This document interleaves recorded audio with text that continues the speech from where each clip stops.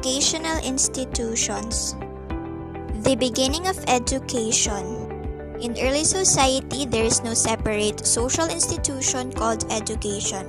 When children are growing up, it is the responsibility of the adults to teach them necessities of life. Society of hunters, the adults must teach the children how to hunt for their food, and in society of fishermen, the grown-ups must teach the children how to survive. Education in this period is associated with apprenticeship. When the society became industrialized and surplus developed countries like Arabia, China, North Africa, and Greece developed a separate institution where people can devote themselves to teaching. Those who have leisure, like the children of the wealthy family, became the students of the teachers. Like in China, Confucius taught only to upper-class boys whose parents can afford to pay the services of these teachers. During the Dark Ages in Europe, education was kept only to the monks except for some nobility who can read and write, but some explored in the field of philosophy. The monks centered their learning in Greek, Latin, and Hebrew language so they could read and decipher early scriptures like the Bible and writings of the early fathers of the church.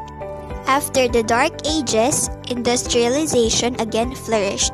A new aspect of education emerged together with the development of new machines and creation of new type of jobs. The need of the workforce to know how to read, write, and work accurately with figures challenges the society and education. This time, the development of the 3 R's, writing, reading, and arithmetic, answers the challenges in the society. So now we are going to talk about functions of education. Number 1. The functionalist perspective. A functionalist believes that when a part of society is working properly, each contributes to the well-being or stability of the society. The positive things that people intend their actions to accomplish are known as a manifest function. They believe the positive consequences they did not intend to are called latent functions, which are to be discussed later. There are 5 categories of the functionalist perspective. Number 1. Socialization. As society becomes more technologically complex and advanced, young people need to be informed, need to acquire new skills. However, the family cannot meet the demands of this complexity. And in this situation, school plays a very important role in the socialization of the youth.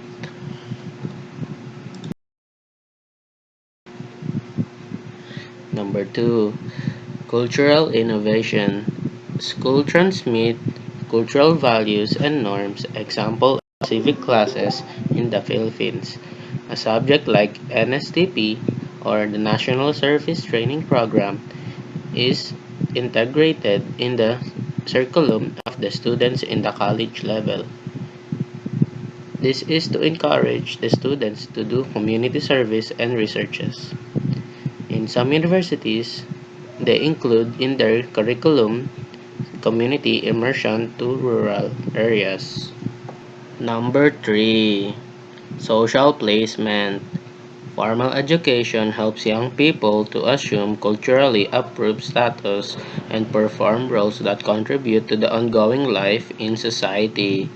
Schools becomes a screening ground which identifies people's skill and talents where they implement the new scheme. Best and the brightest. Students who possess the best and the brightest will pursue advanced study, while students who belong to the pedestrian abilities are guided into an educational program and occupation suited to their talents. School becomes a supporter or meritocracy linking social position to personal merit. Number 4. Social integration. Schools help to forge a mass of people into a unified whole. This is seen by sociologists as important since it tries to control hostility to one another. For example, in the Soviet Union and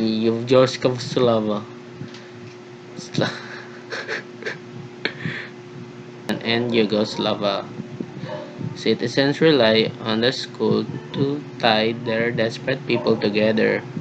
The school uses language as a means of social integration, establishing a common language to encourage communication. This approach is repulsed by some societies, seeing this as a threat to their culture. Despite of this resistance, however, formal education is still the best path to social integration. And for the last, number 5, latent function, which was mentioned in number 1. One function of the school that sometimes is not visible but has an effect in childcare. Some parents are career people, some are single parents, while some have two career marriages. The school becomes vital in relieving parental duties in childcare. Another latent function of the school is a way in establishing social relationships and networks. School does not only provide good friendships but link for valuable career opportunities and resources. Of Leron Sinta. Credential Society.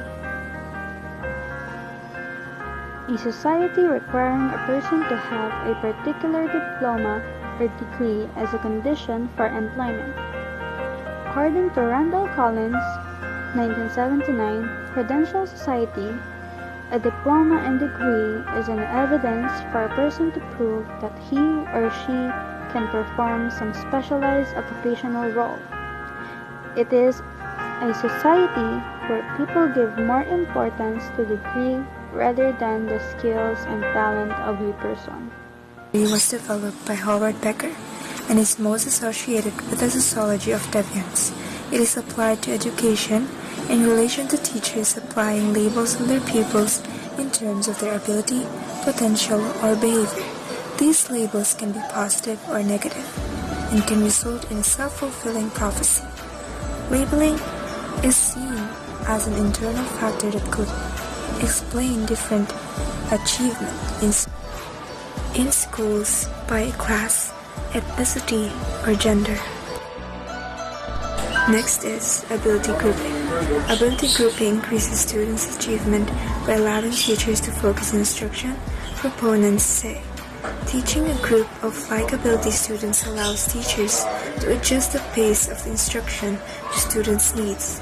Slavin, 1986, found that some forms of grouping can result in increased student achievement. Here are some advantages of ability grouping. Increases pace. Ability grouping helps in placing similar students in one classroom or group. Thus, it helps in increasing the pace of advancement of the study skills of the students at higher levels of ability. The higher standard students can grasp concepts which a shorter time as compared to other students and can be allowed to move forward.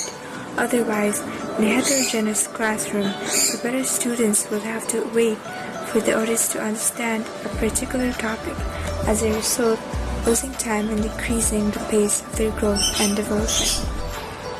Number 2. Individual attention. Providing individual attention is difficult in a heterogeneous classroom, since teachers almost have no choice but to give equal attention to all students present. However, in the case of a homogeneous classroom, teachers can concentrate on teaching the students at the pace of the particular group, thus enhancing their learning process and helping them to pick up the lessons faster than otherwise. Number 3. Boosts confidence. In a heterogeneous classroom, the weaker students sometimes have self-concepts issue due to the presence of more intelligent students who grab the upper ranks in class. But in the case of homogeneous classroom, the other students are about the same level. Thus, it boosts their self-confidence and determination. These are the disadvantages of ability grouping. Number 1. Feelings of segregation. Dividing students into classes based on ability can be difficult for young students to manage and can set up a kind of case system within our schools, causing unnecessary division and arguments. Number 2. Methods of division. What system can be used to divide students that is fair and equitable? Standardized tests may not accurately reflect the abilities of the students, and some students could be placed in wrong groups. Number 3. Teacher expectations. Even if they did not do so consciously, teachers may treat students in the different groups as superior or inferior based on their groupings, leading to their perceptions by the students that they are not talented enough to do as well as their peers in other groups. Formal education, a structured and systematic method of learning, is formal education. This is the education given to learners by qualified teachers of a certain level. Formal education is classroom-based, meaning books and other instructional resources. Teachers are trained and certified to teach children, and in order to keep their education and training consistent, they are the same teachers students will see every day. Students get recognized certification. A person who has taken this education can easily get jobs. Non-formal learning is a mix of formal and informal. While it doesn't have a syllabus or curriculum and isn't necessarily taught by people who are licensed to teach.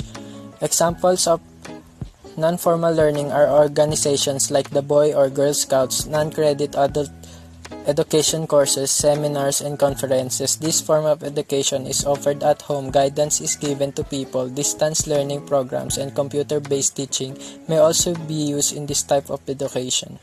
Alternative Learning System. In the Philippines, the government created ALS or Alternative Learning System. It provides a practical option to the existing formal instruction. When one does not have or cannot access formal education in schools, ALS is an alternative or substitute. According to the Philippine Constitution, the government should safeguard the right to education of every citizen.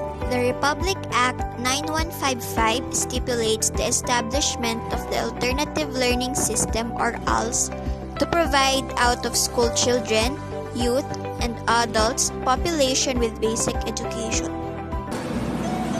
Here are the barriers to education. Poverty. Under the poverty is health and well-being. These factors are interrelated, and one factor can compound another. For instance, substandard housing, inadequate medical care, and poor nutrition can affect the rate of childhood disease, premature births, and low birth weights, all of which affects the child's physical and cognitive development. Such factors influence students' ability to benefit from schooling. Living in daily economic hardship can also adversely affect students' mental health, self-efficiency, self-image, and motivation to do well in school. Next is language and literacy development. Children who live in poverty often come to school behind their more affluent peers in terms of literacy and language development. In Educating the Other America, Susan Newman states that more than 50 years of research indicate that children who are poor hear a smaller number of words with more limited syntactic complexity and fewer conversation eliciting questions, making it difficult for those to quickly acquire new words and to discriminate among words. A significant body of literature also points to differences in access to reading materials by students from low-income families in comparison to their more affluent peers. Next is mobility. Poverty often places another kind of constraint on families, the ability to provide stable housing.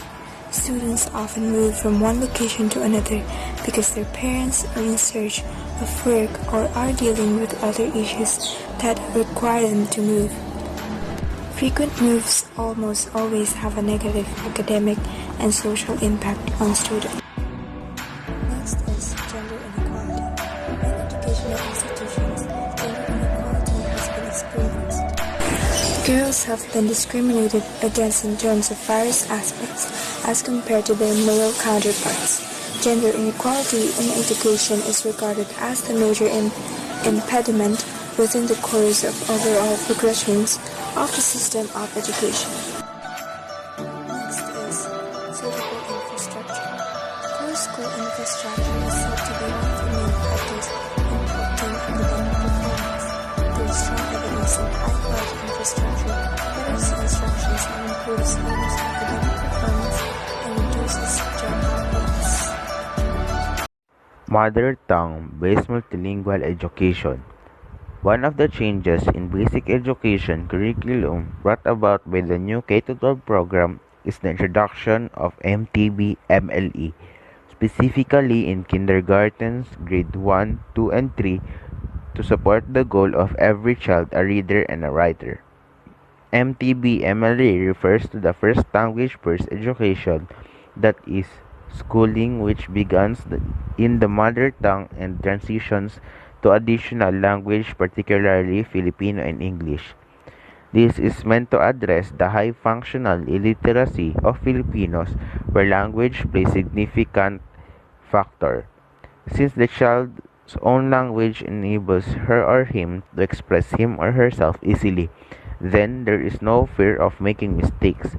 It encourages active participation by children in the learning process because they understand what is being discussed and what is being asked of them.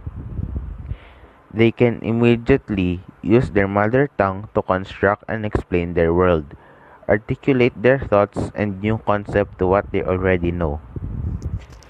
Currently, there are 12 major languages or lingua franca that shall be instructed.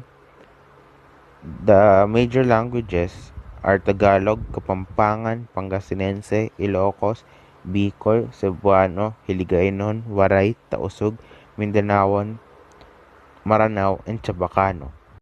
College of Education plans to institute the MTB-MLE Teacher Development Program through its Center for Professional and Continuing Education, or CPCE, with focus on teaching reading in the mother tongue and the production of reading materials. Local stories, poems, biographies, folk tales, legends, jokes, riddle, as well as traditional oral literature will put into writing that will become part of the teaching learning repertoire. Now for the last topic, we have larger risks to the nation. There are 5 categories of larger risks to the nation. Number 1. Language. Education for all should enable everyone to speak in vernacular Filipino and English. Number 2. National identity. Education should not only develop critical putang ina mama. Develop critical thinking but also enlarge horizons and inspire self-reflection and hope in every generation.